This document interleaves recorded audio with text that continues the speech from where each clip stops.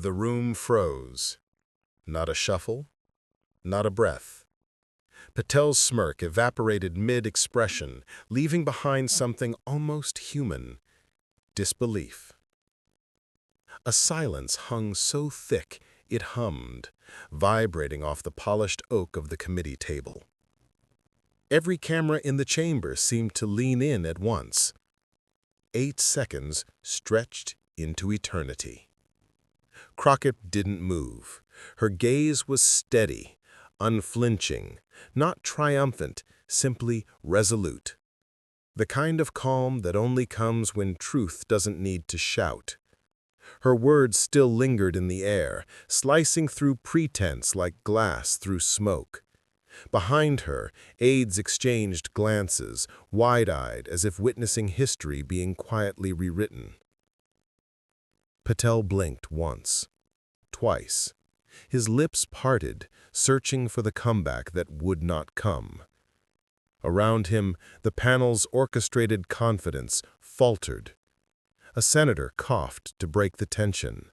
Another looked down at his notes, suddenly irrelevant. Then the voiceover, low and deliberate, slipped in like the echo of conscience itself. What led to this moment? The 8 seconds that turned an entire hearing into a national reckoning. The camera pulls back. Screens flicker to life across America. Clips replay on phones, televisions, subway monitors. Captions scroll. Crockett ends Patel without raising her voice. Hashtags burst into motion. Hashtag Crockett versus Patel. Hashtag 8 seconds. Hashtag dignity wins. Millions watched the silence, replaying it again and again, searching for the precise instant Patel realized he'd been dismantled. Tweets flood timelines. She didn't just win, she rewrote the tone of power. TikToks remix her words into anthems. The world isn't watching politics anymore, it's watching justice in real time. Back in the chamber, Crockett exhales slowly, a subtle nod marking her final punctuation. Patel looks down, shuffling his papers, but the performance is over. The mask has cracked. Voiceover again, deeper now, carrying the gravity of revelation. In a room built on noise, it wasn't the shouting that made history. It was the silence that followed. The music swells under the narration, faint at first, rising with purpose. The scene freezes on Crockett's face, poised, serene, immovable. But to understand why this moment broke the internet, the voice lingers, almost whispering. We need to rewind to the arrogance that started it all. Rewind. The moment resets like a reel snapping back into motion. The crowd's murmur, the echo of clicking pens, the soft shuffle of documents. Patel leans forward, his voice already dripping with self-assurance. The kind that fills a room not because it deserves to, but because it's practiced enough to sound like authority. His papers are perfectly arranged, his tie knotted to precision. He knows the cameras are on. He wants them there. "Let's begin," he says, in that half-smile tone of a man who's already decided he's right. The other panelists lean in slightly, familiar with this performance. Patel's confidence isn't new, it's tradition. It's the comfort of a man who's never been told no by someone who refused to play by his rules. The narrator's voice cuts in, cool and clinical, but heavy with subtext. Patel had built a reputation on control, not through brilliance, but through performance. He'd learned that confidence could look like truth to those too busy to fact-check arrogance. As Patel speaks, his rhythm is deliberate, rhetorical traps disguised as reason. He questions timelines, interrupts witnesses, redefines terms mid-sentence. The audience sees a polished act, the practiced pauses, the condescending chuckle that signals, "I've already won." But across from him, Jasmine Crockett sits still, pen resting on her notes, eyes locked, her silence a mirror he can't interpret. The narrator draws closer. He mistook composure for compliance. He didn't realize she was memorizing every flaw in his logic, waiting for him to finish digging his own grave. Patel smirks again, flipping a page with a snap that feels more like punctuation than gesture. "With all due respect," he says, a phrase that never precedes respect, "perhaps the Congresswoman is unfamiliar with the legal precedent here." His allies smirk, as if the exchange is sport. Cameras pan toward Crockett. She doesn't move. Every line Patel speaks builds a tower of arrogance, intricate, fragile, and loud. His metaphors sparkle, his voice sharpens, his tone dances between smug humor and veiled insult. To him, the hearing is theater, the outcome irrelevant as long as he gets the applause. The narrator's tone shifts, soft but edged.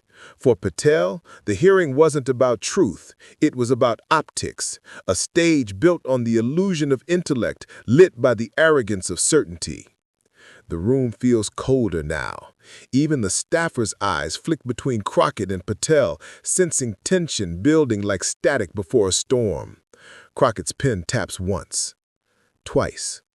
She finally looks down, the faintest smile ghosting across her lips, as if she's already seen the end of this story. Patel continues, his voice rising with the confidence of momentum. He's winning the room, or so he thinks. "Let's be honest," he says, leaning back. "Some people here don't understand the complexities of governance." His glance lands squarely on Crockett. The insult is sugar-coated, plausible deniability wrapped in condescension. And that's when he crosses the line. The narrator slows, every word deliberate. In one breath, Patel transformed disagreement into degradation. He didn't just challenge her, he dismissed her, not her argument, her intelligence, her place. The moment is microscopic but seismic. The air shifts, the energy breaks. Crockett's eyes lift, not angry, but sharpened, the kind of look that makes arrogance remember it's mortal. Patel doesn't notice, not yet. He's too busy basking in his own echo. The narrator's voice drops to a whisper, almost reverent. He thought he was playing a game of words, but Jasmine Crockett wasn't here to play. The camera freezes for a beat, Patel mid-smile, Crockett mid-breath. What happened next, the narrator murmurs, would erase that smirk and redefine who truly held the power in that room. Before the silence, before the strike, before the smirk vanished, there was the making of the man who believed he could never be challenged. The screen flickers to life with old footage, Patel in crisp suits, the confident cadence of his voice, filling cable news studios. Lower third banners flash bold. Patel defends reform plan. Patel takes on critics. The voice of reason? He's all smiles, rehearsed charm, perfectly modulated indignation. The kind of man who seems to have an answer for everything, even when he's wrong. Especially when he's wrong. The narrator begins, tone cool and measured. He learned early that image was power. Truth could be bent, but image could be immortal. Montage rolls. Patel at rallies, waving to crowds. Patel on panels, gesturing with conviction. Patel tweeting slogans that sound deep but mean nothing. He was a master of surface. Every pause calculated, every smirk rehearsed, every insult softened just enough to sound like intellect. The narrator cuts closer, voice darkening. He wasn't selling ideas. He was selling himself, a brand built on authority and the illusion of intellect. A clip plays of Patel interrupting a woman mid-sentence on live television. "If you'd let me finish," he says, condescending smile in place. The host laughs uncomfortably. The woman falls silent. Patel leans back, triumphant. The camera catches it, that flicker of satisfaction in his eyes. He'd won not the argument, but the room. But behind the camera lights, the narrator continues, there was a pattern. Not brilliance, performance. Not logic, domination. Patel didn't debate to discover truth. He debated to remind others they were beneath him. We see him again, a hearing from 2 years earlier. A young policy analyst tries to clarify a point. Patel chuckles, waves a dismissive hand. "That's cute," he says, the word landing like a slap. The room laughs with him. The analyst's face tightens. Patel smirks again, leaning back in his chair, the victor's posture of someone who's mistaken humiliation for wit. Every moment like this, the narrator observes, built his myth. The myth of the untouchable intellectual, the man who couldn't be rattled. Cut to split screens, news commentators praising his composure, colleagues calling him formidable. But in quieter corners, the truth whispered, "He's not smart, he's strategic. He wins because people stop trying." The scene shifts. Patel in his office, walls lined with framed headlines. The reformer's voice. Patel, the future of conservative pragmatism. Each one a mirror reflecting the persona he built brick by brick. He gazes at them, phone in hand, scrolling through mentions. His reflection in the glass smirks back, half man, half myth. The narrator leans in. He wasn't defending policy. He was defending an empire of ego, and every challenge felt like heresy. Flashback, Patel in debate prep, coaching staffers on how to out-talk empathy. His assistant hesitates, suggesting a softer tone. Patel scoffs. "Compassion doesn't trend, certainty does." The line echoes like prophecy. His defense in hearings always followed the same formula: overwhelm, interrupt, then reframe. Facts weren't tools, they were prompts. Truth was negotiable, as long as the delivery was confident. The narrator's tone sharpens. In the theater of politics, he was both playwright and performer, scripting outrage, directing applause, mastering deception until he believed it himself. Cinematic flash montage, Patel shaking hands with donors, laughing over cocktails, brushing off an aide's concern with a smirk. Voiceover overlaps. He dismissed others as emotional, reactive, uninformed. To him, intellect was ownership. Power was inheritance.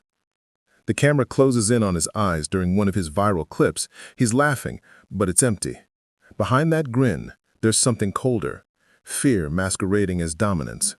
Because arrogance, the narrator reminds us, is always a mask for insecurity, and masks crack under pressure.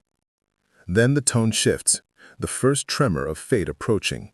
But this time, the narrator says, his mask would meet someone who didn't need to shout to be heard. Flash to Crockett entering the hearing room, calm, poised, the quiet energy of someone who's fought harder battles off camera. The contrast is cinematic, Patel's energy chaotic and loud, hers grounded and still. The narrator threads their fates together. For years, Patel perfected the art of control. Every word sharpened, every glance weaponized.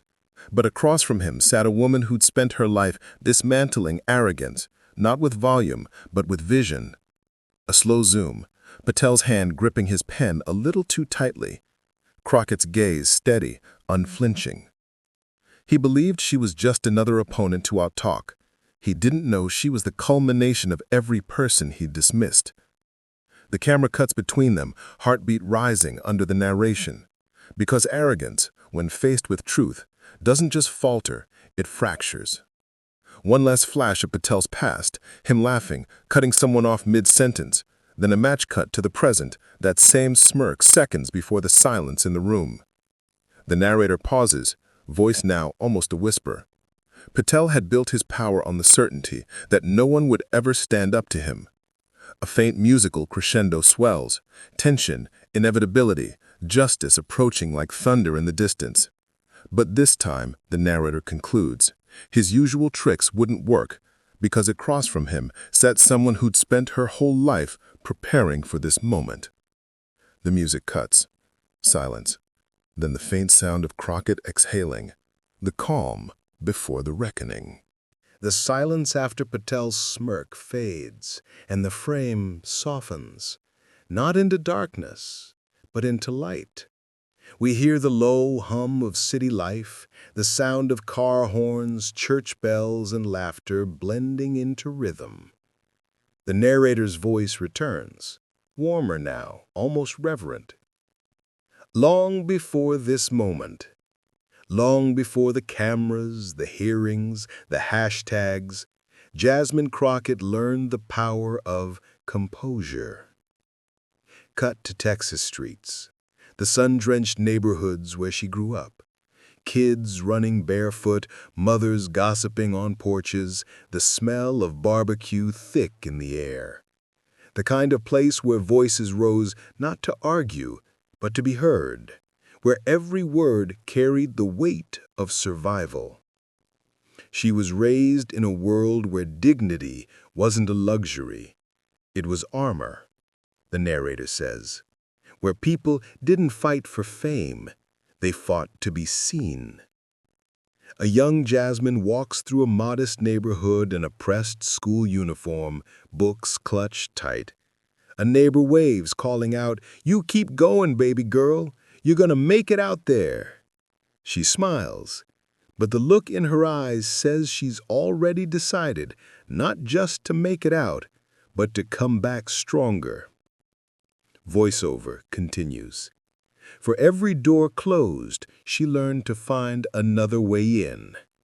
For every time someone told her, "You don't belong here," she replied, not with words, but with work. Fade to college lecture halls, law school classrooms, professors questioning her tone, her confidence, her certainty.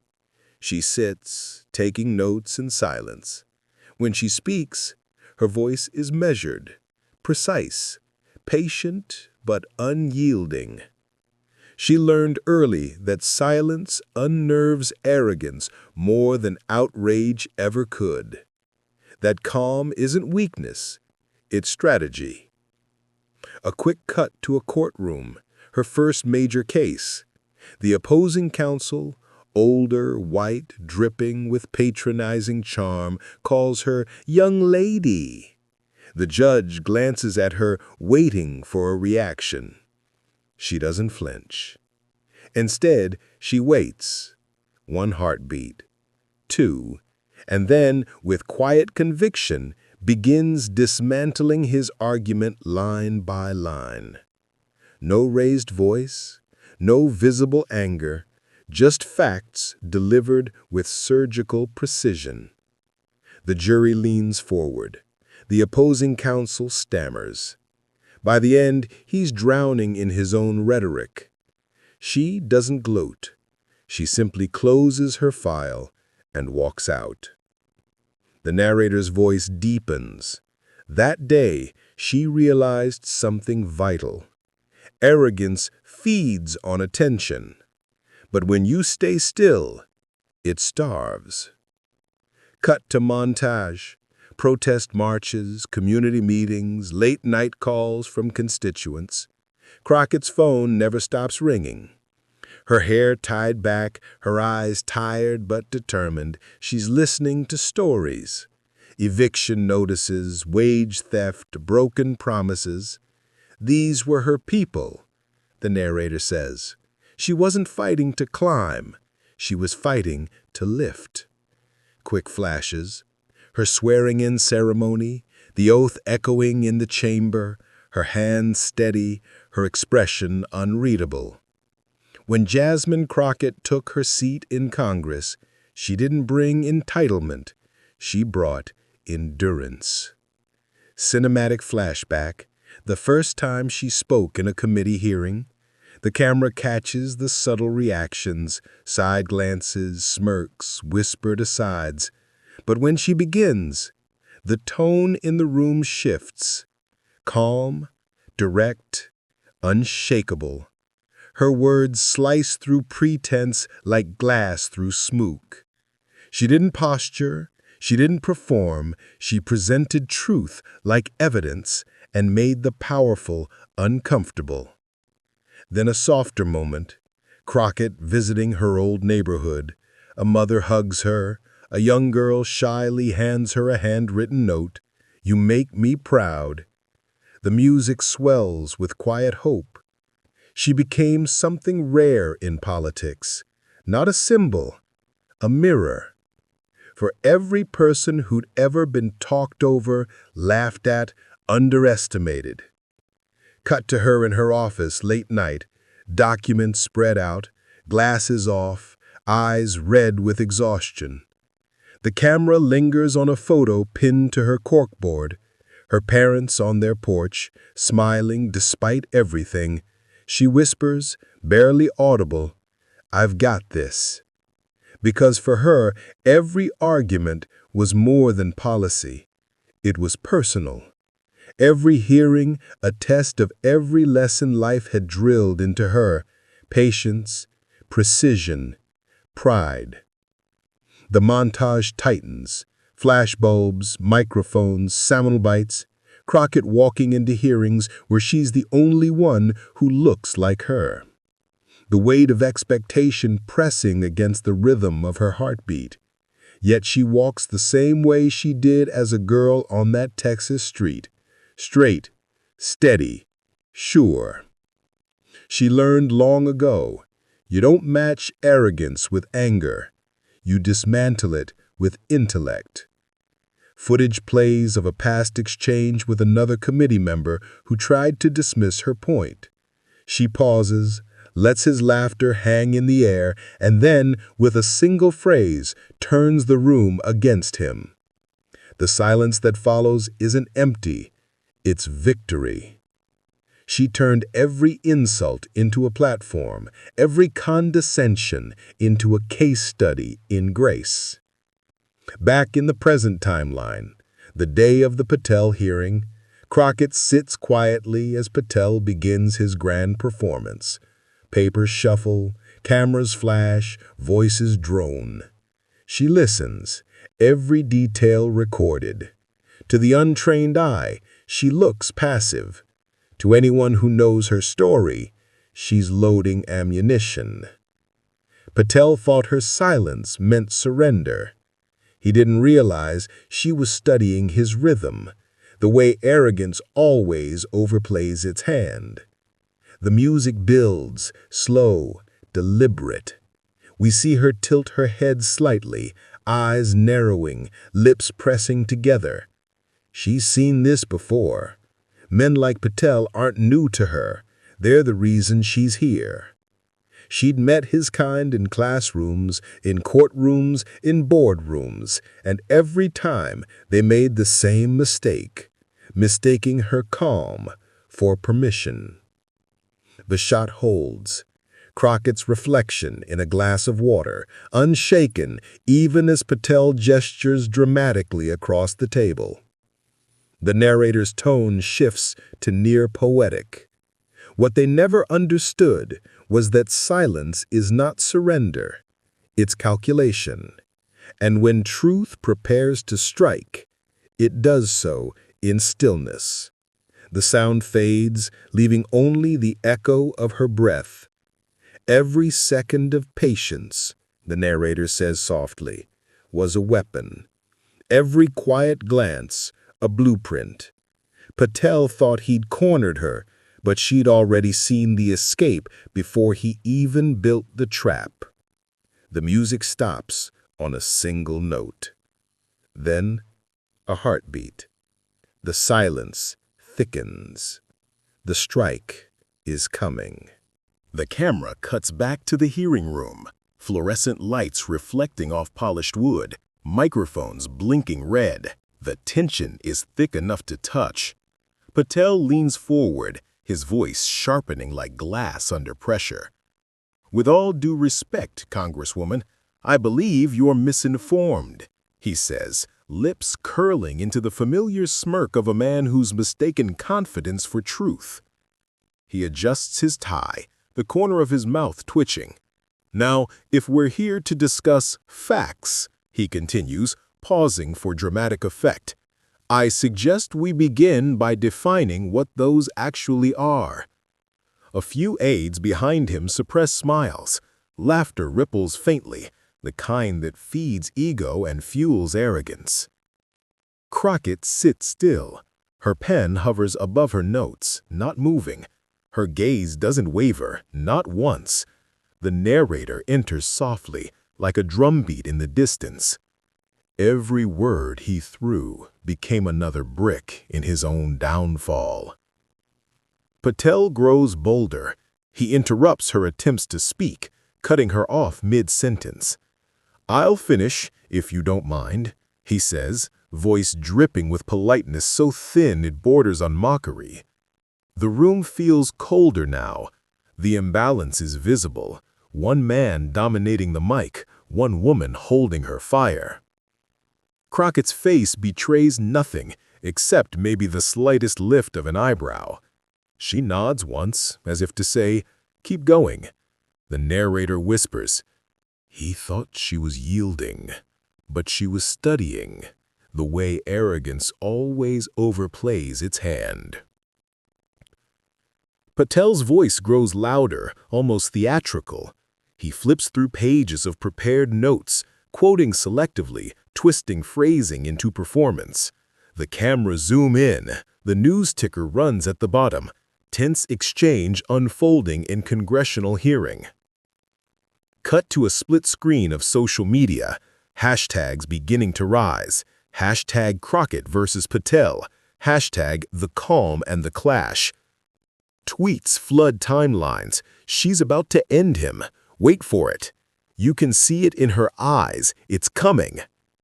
Inside the hearing room, Patel's monologue continues. His gestures grow grander, his smirk deeper. "You see," he declares, "what separates rhetoric from reality is simple. Responsibility. And some of us have it." The camera finds Crockett again. A small inhale, a subtle, knowing smile. The narrator says, "She'd seen this performance before, the overconfident crescendo before the fall." Patel points toward her papers. "You've come here with accusations, Congresswoman, and no evidence." He chuckles under his breath, looking toward the audience for validation. "That's not justice, that's theater." The irony lands like a thunderclap. Crockett tilts her head slightly, her eyes steady on him. The narrator adds, "He mistook patience for passivity and confusion for calm." The temperature in the room seems to rise. Journalists exchange glances. The air buzzes with that pre-storm electricity, the kind that tightens throats and stills movement. Patel continues, unaware. "If we are to have a meaningful conversation, Congresswoman, I suggest you leave emotion at the door." His tone now drips with condescension, polished, practiced, poisonous. Crockett's fingers tighten slightly around her pen. That's all. No outburst, no visible irritation. But arrogance, the narrator says, always mistakes silence for safety. Cut back to social media. He's done. She's waiting for the right second. This is the calm before the counterpunch. Inside the chamber, Patel leans back in his chair, satisfied. He says, "I yield my time." His grin wide, his posture triumphant. The briefest spattering of applause echoes, half-hearted, uneasy. The narrator's tone lowers to a whisper. He thought the applause was his. The camera pans across the panel, aides looking at each other, unsure whether to clap or stay still. The sound of papers rustling, chairs creaking, and then, slowly, the applause dies, not from disapproval, but from anticipation. The silence feels alive, trembling at the edges. Crockett exhales once. Her voice hasn't yet been heard, and somehow that absence has already shifted the energy of the room. She'd let him build his tower, brick by brick, word by word, confident it would stand forever. Patel looks toward her, attempting a final jab. "Congresswoman," he says, smug and dismissive, "the floor is yours if you still have something to add." The camera locks on Crockett's face. A flicker of resolve passes through her expression, calm, deliberate, inevitable. The narrator's voice deepens to a cinematic murmur. He didn't hear what the room heard, the quiet before the storm. A single second of silence stretches longer than it should. No movement, no sound, just the hum of the lights overhead and the faint thump of a heartbeat under the score. Crockett leans toward her microphone. Her voice, low and steady, cuts through the air. "You're right about one thing, Mr. Patel. Words do matter." The silence stretches like a drawn bow. You can almost hear the air tremble. Patel sits smugly, expecting another polite rebuttal, the kind he's learned to swat away with ease. But Jasmine Crockett doesn't move right away. She looks down at her notes, then looks up, eyes locked on him, calm as a surgeon before the first incision. Her voice, when it comes, is quiet, controlled, surgical. "Mr. Patel," she begins, "you've spent the last 10 minutes explaining responsibility. Let's test that definition." The words drop clean, each one measured. Patel leans forward slightly, defensive, confused. "You've cited half-truths, rearranged facts, and called it integrity. But integrity isn't how you spin the story. It's how you stand when the truth isn't flattering." The camera tightens. Patel opens his mouth to interject, but the look in her eyes freezes him. No glare, no rage, just stillness, unflinching, undeniable. The narrator's voice cuts in, low and reverent. It wasn't anger. It was mastery. Crockett doesn't blink. She turns one of Patel's own quotes back at him. "You said earlier that emotion clouds judgment. I agree. That's why I listened. Because when you strip away theatrics, what's left is substance, or the lack of it." Murmurs ripple across the room. A few heads turn. A staffer lowers his pen slowly, realizing something historic is unfolding. Crockett flips a page in her folder, the sound of paper amplified like thunder. "You've defended policies that harm the very people you claim to protect. You've dismissed oversight as bias. You've confused confidence with competence." Each line hits harder than the last, not shouted, but sharpened through restraint. Patel's confident posture starts to crumble. His fingers tap nervously on the table. The narrator whispers. Every word she spoke landed like a verdict. Patel tries to interrupt, reaching for control. With respect, he starts, but Crockett's tone cuts through him like steel wrapped in velvet. "You've had your time, sir. Now it's mine." That single sentence, simple, direct, changes everything. The room freezes. Patel leans back, the smirk gone. The cameras catch his expression shift, disbelief sliding into discomfort. Crockett continues, her voice unwavering. "You talk about responsibility as if it's a speech. But responsibility is accountability, and you've been allergic to both." Somewhere in the back, someone exhales sharply, the kind of gasp people make when they realize they're watching a downfall in real time. Cut to the narrator. The walls seemed to close in, the lights hummed louder, and Patel, the man who always had the last word, suddenly had nothing left to say. She pauses, letting the silence do its work. Then, leaning slightly closer to the mic, she delivers the line that will echo across millions of screens. "It's not your facts I take issue with, Mr. Patel. It's your faith in your own fiction." A beat of silence. Patel blinks. His jaw tightens. The room holds its breath. And then, almost imperceptibly, Crockett leans back, signaling the end. The narrator continues. 8 seconds. That's all it took to expose a lifetime of performance. The sound fades, the hum of the AC, the rustle of papers. the faint creak of chairs. No applause, no noise, just stunned stillness. Then the eruption begins, not in the room, not yet, but online. Cut to montage, Twitter timelines exploding. She just ended him without raising her voice. TikTok edits looping her final line, slowed down, underscored by cinematic music. Memes spreading across platforms. Patel's face mid-blink, captioned, "When silence hits harder than sound." Headlines forming in real time. 8 seconds that shook the hearing. Back in the chamber, Patel fumbles with his papers. His voice, once booming, now thin. "Well, I think that's a mischaracterization." Crockett doesn't even look up. Her stillness speaks louder than rebuttal. The narrator whispers, "Some people fight with noise, others with truth. Jasmine Crockett fought with silence and won." Camera pans across the room, aides exchanging looks, a reporter typing furiously, a senior member whispering, "She just ended his career."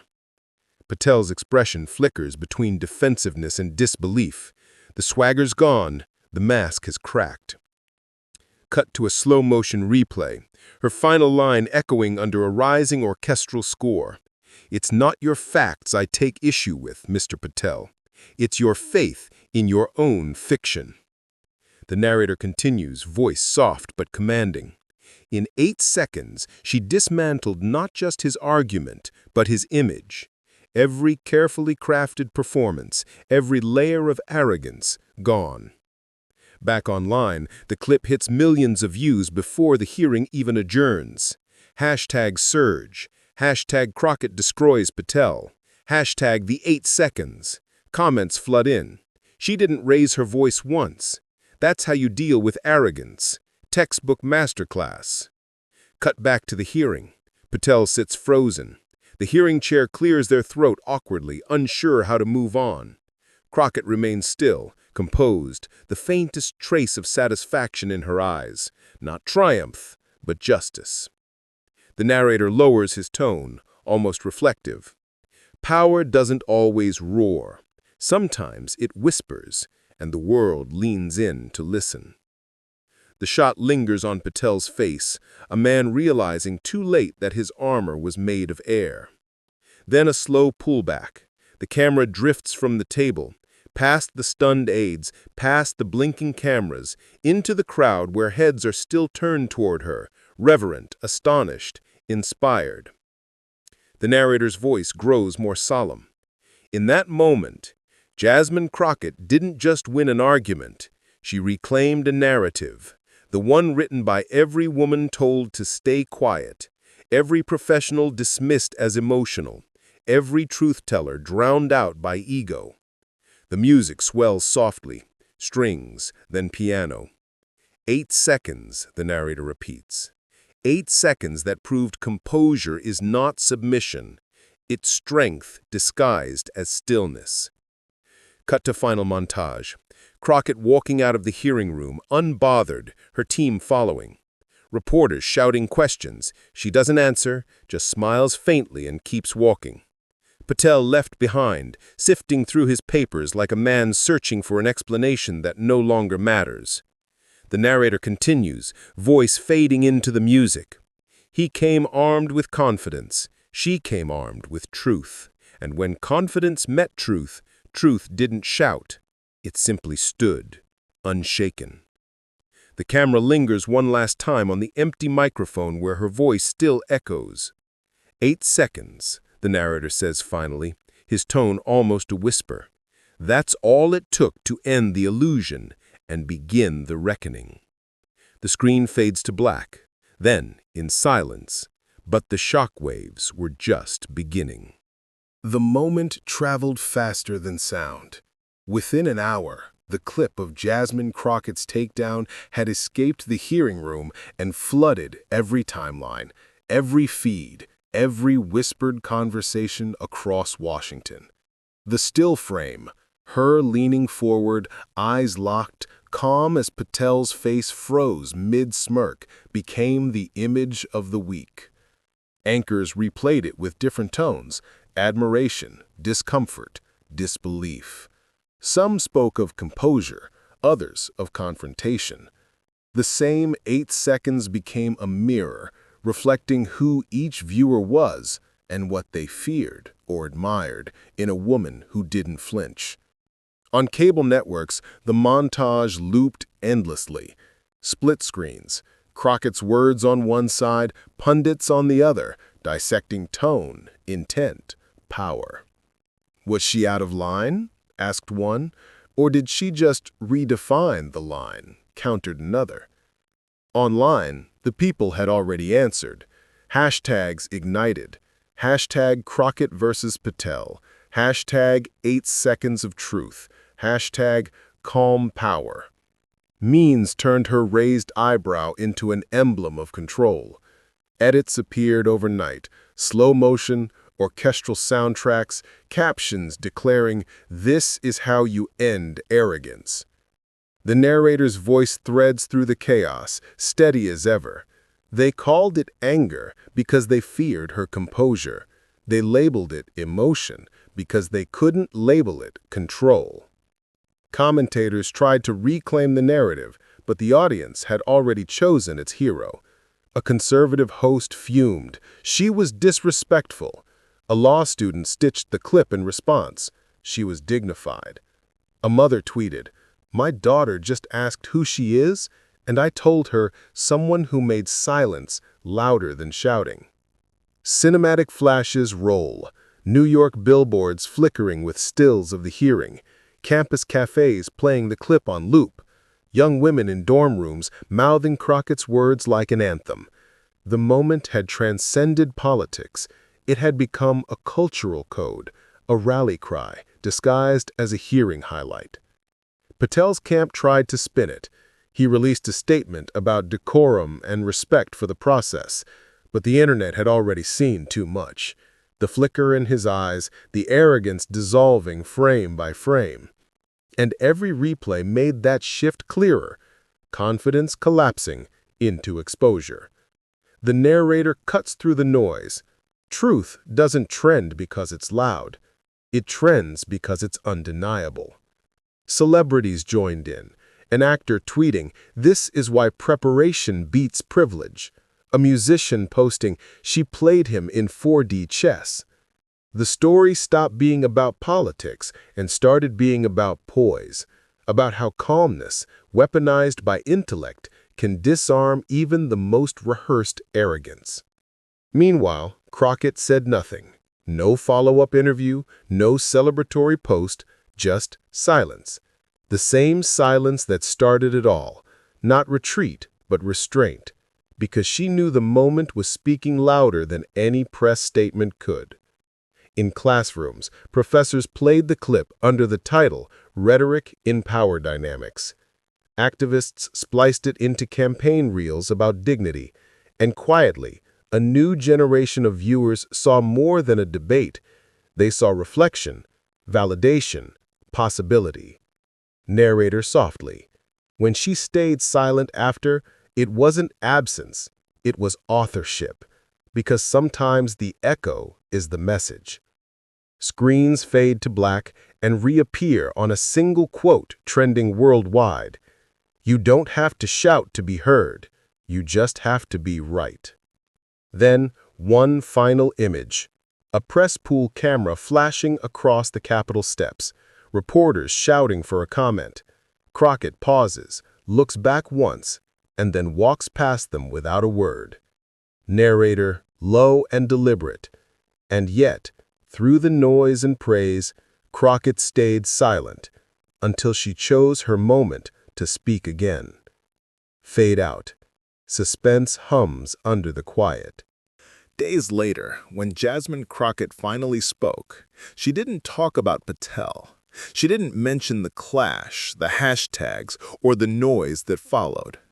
She talked about service, about truth, about what it means to hold your ground when the world expects you to lose it. Her voice, calm, deliberate, unwavering, carried the same quiet authority that silenced a room and then woke a nation. In her interview, she smiled faintly when asked about the moment. "I wasn't trying to win," she said. "I was trying to remind people what integrity sounds like." The simplicity of that answer disarmed the question itself. There was no performance, no grandstanding, only conviction polished by years of being underestimated and never backing down. Dignity doesn't shout, it endures. As her words echoed through airwaves and timelines, something deeper began to shift. Commentators who once dismissed her now used her name to define composure. The headlines, once obsessed with Patel's performance, now barely mentioned him at all.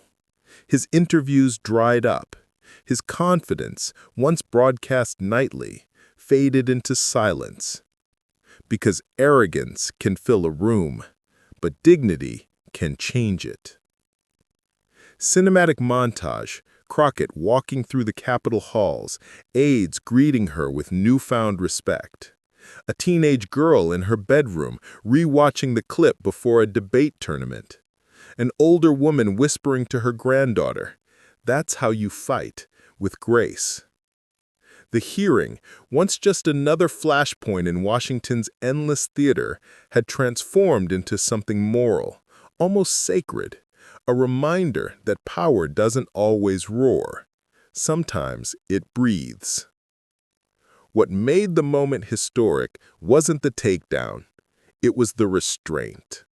It was proof that silence, when chosen, can be the loudest act of defiance. As Patel's smirk became a memory, Crockett's calm became a movement. Her quote appeared on murals, in classrooms, on T-shirts. "You don't have to shout to be heard, you just have to be right." Analysts began calling it the Crockett Doctrine, the idea that the future of leadership doesn't belong to the loudest, but to the most grounded, the ones who wield knowledge like a blade, but choose empathy as their armor. She didn't win the argument. She restored faith that grace still wins. Cinematic score swells softly, not triumphant, but luminous, like dawn after a long night. Across the country, the ripple continued. Students citing her in essays on representation. Community leaders echoing her composure in council meetings. Little girls watching her clips and seeing something they'd never seen before, themselves unshaken. Narrator, warm and reflective. What began as a clash of voices became a study in values, and what looked like victory was in truth a revelation that dignity is not weakness and quiet is not surrender. It is the highest form of power. The screen fades to black, then one final line appears, written in the same font as the hashtags that once flooded the internet. Her words weren't just heard, they were remembered. Cue, silence. The kind of silence that carries meaning. The kind that once filled that hearing room before it changed everything. Section 9. Outro and Call to Action. Your voice is the next chapter. 300 words. The headline still burns across every platform. Jasmine Crockett demolishes Patel's defense. Millions have seen it, replayed it, shared it. But beneath the viral moment lies something far greater. This wasn't just a takedown. It was a reminder that truth, when spoken with grace, can still shake power to its core. Narrator, directly to the viewer. If you believe truth should always rise above arrogance, this is your channel. Crockett's calm exit plays again in slow motion. No celebration, no smirk, just purpose. Each step she takes out of that hearing room feels like a message to everyone watching from the sidelines. A message that integrity still matters. Like, the narrator urges, to amplify her voice, because silence only helps those who thrive on noise. Comment, they add softly, if you've ever been underestimated overlooked, or told to stay quiet, and found your strength in that silence. And subscribe. The final line rises with warmth, because isn't just a story about politics, it's about all of us. Cinematic fade. Crockett's silhouette against the Capitol lights, piano notes echoing like heartbeats.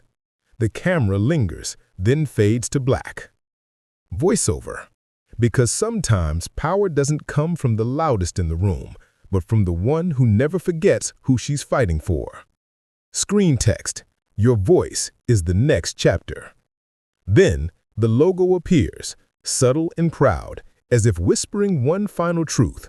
The story isn't over. It's only beginning. Every time someone chooses dignity over arrogance and courage over silence. End of script. 5,720 words total.